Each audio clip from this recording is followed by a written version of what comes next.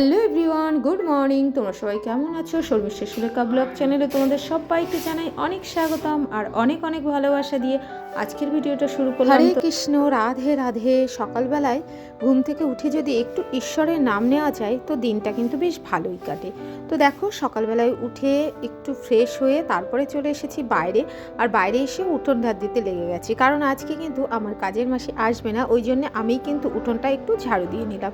আর ঘর কিন্তু এখন আমার ঝাড় দেওয়া হয়নি, ভাবলাম চলো বাইরের কাজটা করে নিয়ে তারপরে কিন্তু আমি ঘরে গিয়ে ঘরের কাজগুলো কমপ্লিট করব। তো দেখো, আমাদের হাউসওয়াইফদের কিন্তু নিত্যদিন একই রকমের কাজকর্ম থাকে, তো সেইগুলো কিন্তু স্টেপ বাই স্টেপ করতে পারলে কষ্টটা অনেকটাই কম হয়।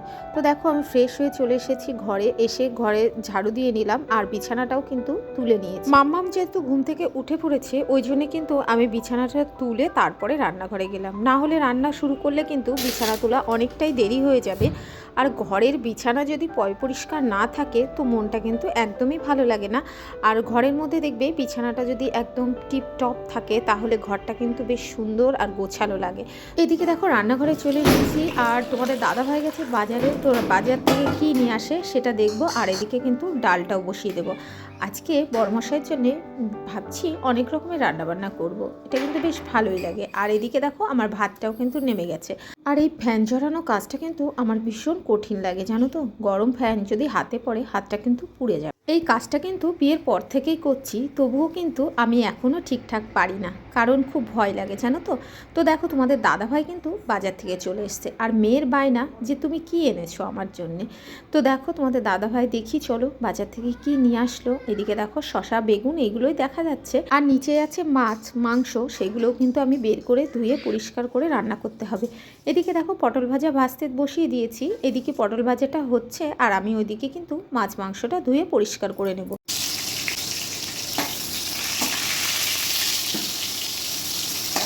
এদিকে দেখো, পটল ভাজাটা বসিয়ে দিয়েছি, পটল ভাজাটা হয়ে গেলে তারপরে একটা সবজিও রান্না করে নিলাম। আর এদিকে তোমাদের দাদাভাই ইলিশ মাছ নিয়ে এসছে। তোমাদের দাদাভাই কিন্তু ইলিশ মাছ খেতে ভীষণ পছন্দ করে। তো আর ইলিশ মাছ হলো বাঙালিদের একটা প্রিয় মাছ, কারণ ইলিশ মাছের তেল দিয়ে ভাত খেতে কিন্তু দুর্দান্ত লাগে। দেখো, আজকে সানডে, তো সানডে স্পেশালি কী কী রান্নাবান্না হয়েছে চলো তোমাদের জন্য একটু দেখিয়ে দিই। তো আজকে বড়মশাইয়ের জন্য স্পেশাল রান্নাবান্না করেছি। তো কী কী রান্নাবান্না করেছি চলো ঝটপট করে তোমাদের একবার দেখিয়ে দিই। আর সারা সপ্তাহে তো বড়মশাই সেইভাবে মানে শান্তি করে খাওয়া দাওয়া করতে পারে না, মানে খায় কিন্তু সেইভাবে তৃপ্তি করে বসে অনেক সময় ধরে। তো যাই হোক, আজকে সানডে, তো বড়মশাইয়ের জন্যে স্পেশাল রান্নাবান্না করেছি। তো চলো তোমাদের দেখিয়ে দিই। এই দেখো, এখানে আছে আলু ভাজা, পটল ভাজা, আর এখানে আছে মুগ ডাল। তো দেখো, এই বাটিটায় ডালটা সিদ্ধ করেছিলাম, তো দাঁড়াও তোমাদের দেখিয়ে দিই। এই দেখো, মুগ ডাল রান্না করেছি, আর সঙ্গে আছে আলু ভাজা, পটল ভাজা। আর এখানে আছে ইলিশ মাছের ঝোল, কচু আলু বেগুন দিয়ে। দেখবে, এই দেখো ইলিশ মাছের ঝোল কচু আলু বেগুন দিয়ে দারুণ টেস্টি হয়েছে কিন্তু খেতে, জানো তো। আর এখানে যোগ করেছি মাম্মামের জন্য একটু মসুর ডাল, যেহেতু মুগ ডাল রান্না করেছি মাম্মামকে মুগ ডাল দেবো না। তো দেখো, এখানে করেছি সজনে ডাঁটা উচ্ছে আলু দিয়ে একটা সবজি, দেখেছো। আর সব থেকে স্পেশাল যেটা, সেটাও তোমাদের একবার দেখিয়ে দিই চলো।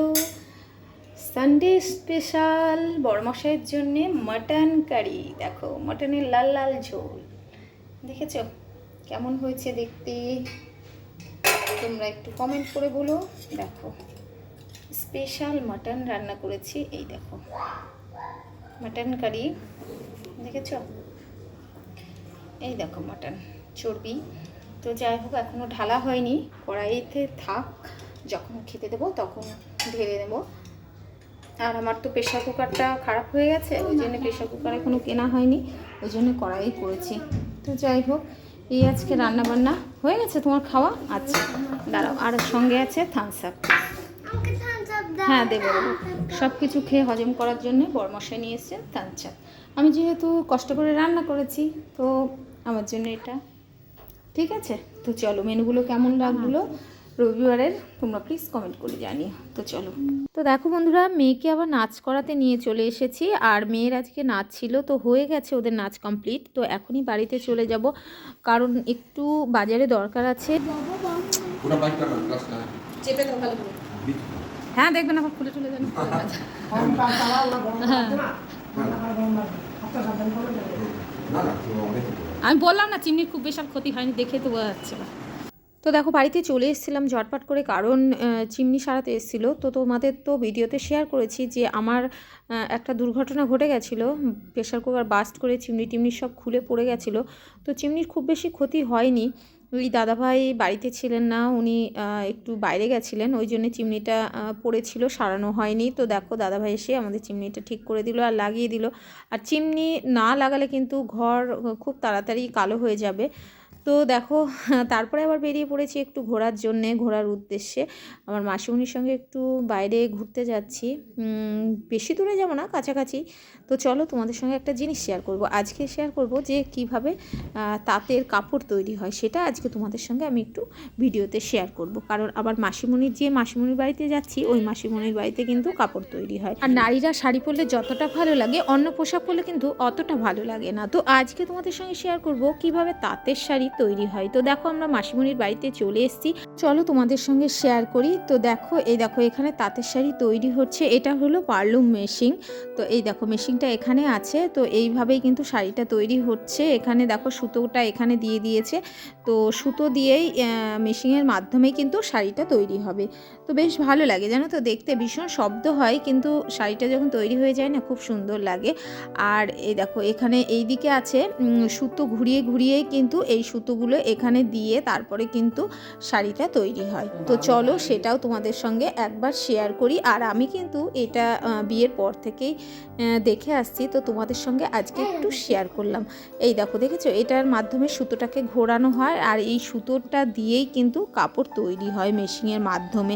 আর আগের দিনে কিন্তু হাতেই বেশি শাড়ি তৈরি হতো, এখন যত দিন যাচ্ছে ততই কিন্তু উন্নত হচ্ছে, ওই জন্যই কিন্তু এখন মেশিনে বুনেই শাড়ি তৈরি হয়। তো আর আমরা সবাই জানি ফুলিয়ার তাঁতের শাড়ি বিখ্যাত, আর একটা মেয়ে শাড়ি পেলে কিন্তু খুব খুশি হয়ে যায়। আগে কিন্তু তাঁতের শাড়ি বেশি হাতে বুনেই তৈরি হতো, তার ফিনিশিং কিন্তু একটা আলাদা হতো, কিন্তু এখন মেশিনে তৈরি হয়। তো যাই হোক বন্ধুরা, ভিডিওটা আর বেশি বড় করব না, তো তোমাদের যেটুকু পারলাম তাঁতের শাড়ি তৈরি দেখালাম। তো ভিডিওটা ভালো লাগলে লাইক কমেন্ট শেয়ার করে পাশে থেকো, সবাই ভালো থেকো।